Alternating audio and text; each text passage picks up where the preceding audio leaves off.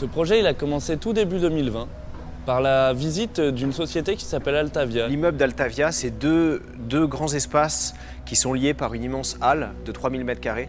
Et ils avaient besoin de faire en sorte que les collaborateurs de ces deux grands espaces se retrouvent, donc de faire des salles de réunion, des salles de cohabitation, etc. Quelques semaines après, on a été contacté par Elliott pour nous proposer un déchet absolument fabuleux qui était les vers courbes de la chenille de Beaubourg.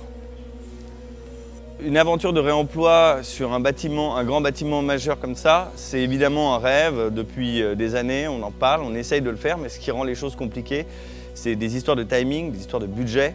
Il faut que ça corresponde avec un projet qui est à peu près dans la même timeline et des histoires aussi d'anticipation et de repérage. Pour pouvoir sauver une bonne partie de ces vers et d'offrir à cette chenille une seconde vie, on a donc imaginé le projet Papillon.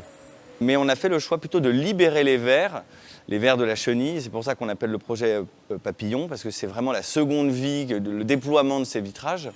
Et de renverser la dimension pour créer comme un immense ruban de verre. Qui en serpentant va créer des espaces, qui parfois même va s'enrouler sur lui-même pour créer des salles. Qui procure de l'intimité, mais aussi qui invite à se balader, quoi. Un peu comme un jardin de verre.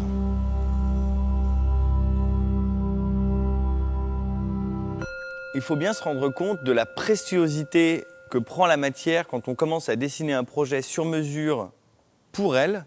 À ce moment-là, un verre de Beaubourg, c'est un verre de Beaubourg, c'est la matière qu'on utilise, il est irremplaçable.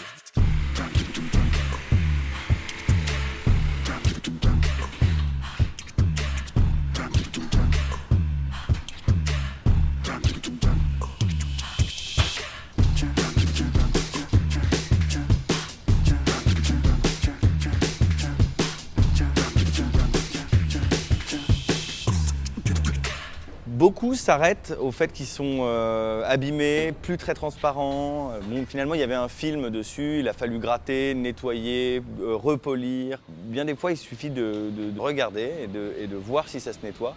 Et là, on a eu plutôt une bonne surprise, c'est-à-dire qu'avec finalement assez peu de matériel, on a pu traiter tous les vitrages et leur redonner peut-être 20 ans ou 40 ans de vie, quoi.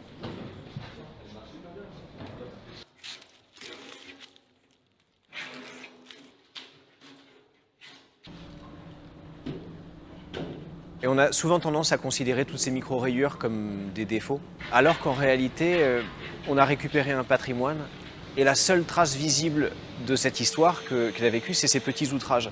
Et en fait, pour nous, c'est ce qu'il y a de plus beau dans ces verres, c'est pas tant leur courbe, c'est pas tant leur technicité, mais c'est ces micro-rayures qui attestent de 43 ans de vie et d'outrage du temps.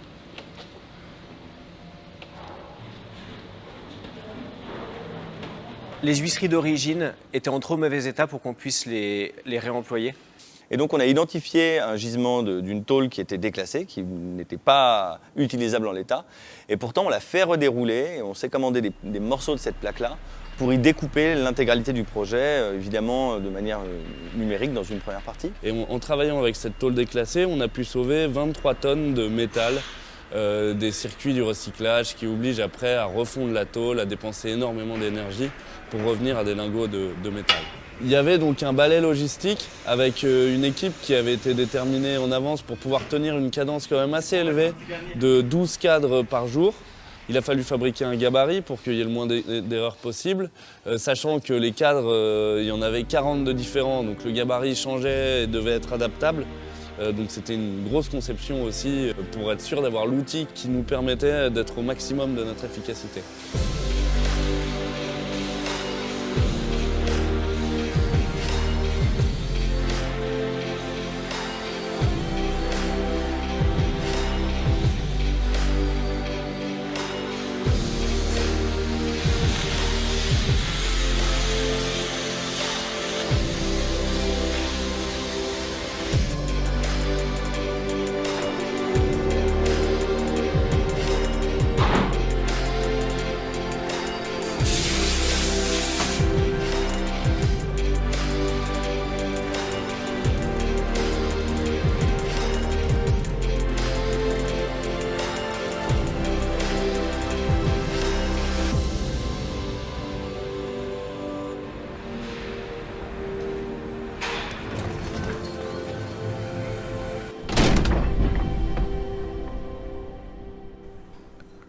Sur l'installation, une des plus grosses difficultés, c'est qu'on a dû gérer quasiment 180 cadres avec plus de 40 types différents.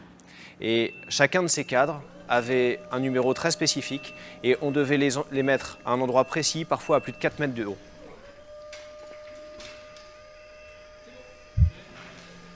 La direction qu'on a voulu prendre, c'était de garder une grande simplicité dans le projet, de pouvoir à la fois d'un côté mettre en avant ce déchet qui était patrimonial et qu'on avait vraiment envie de garder au cœur du projet, et en même temps de pouvoir servir le plus simplement possible la fonction qui nous était demandée, c'est-à-dire de structurer l'espace, de créer des salles, de créer des recoins, de créer des espaces.